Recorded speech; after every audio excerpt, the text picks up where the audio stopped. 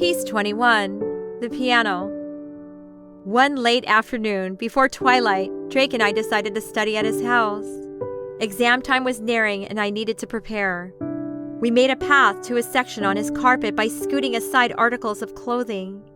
I watched camouflage pants fling like a slingshot across the room, landing near his bed. Wow, were those from junior high? I felt like a bird looking for twigs and leaves to add to my nest.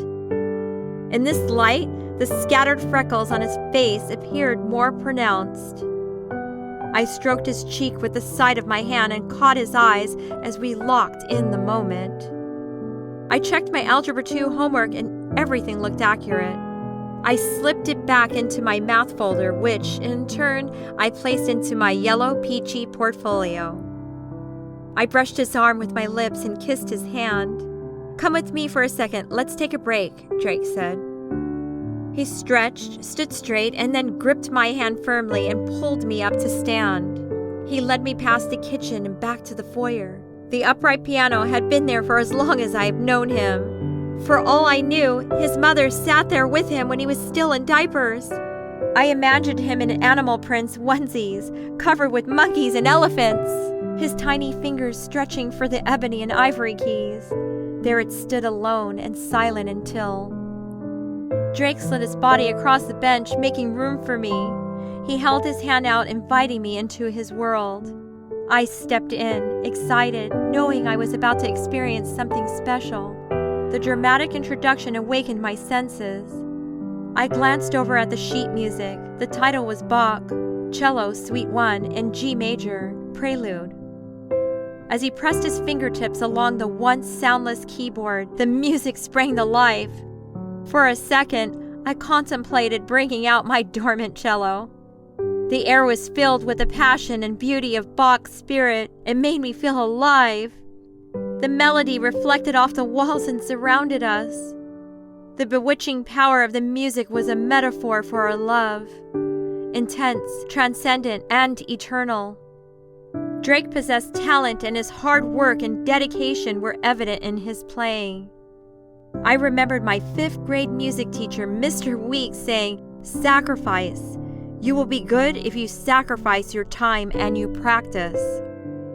Drake was wearing a short-sleeved shirt which showed off his biceps and triceps, and although on the lanky side, I liked them.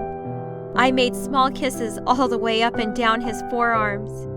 It's a good thing I didn't get to his fingers because I didn't want the music to stop. I admired his ability to continue to perform while I distracted him. Walking while chewing gum was never my strong suit. "Je t'aime," he said to me while he was playing. "Te amo," I whispered softly to him. There is nothing better than hearing it in French. Drake studied French and I studied Spanish. One time I had a dream that I recited numbers 1 through 1,000 in Spanish. The scene continued to play in my mind like the contents of a time capsule.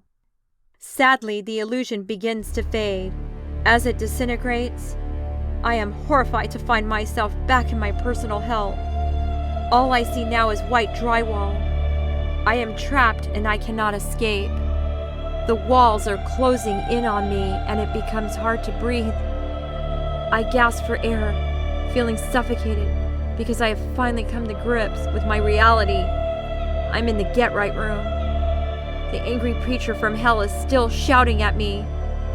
His voice is now in the forefront as the monster's never-ending badgering continues. I hear the girls in the school weeping as they accept Jesus as their savior. My life, as of now, has been stolen. Punching my fist on a wooden floor only brings excruciating pain. I am left isolated from the world, sitting inside a closet, torment.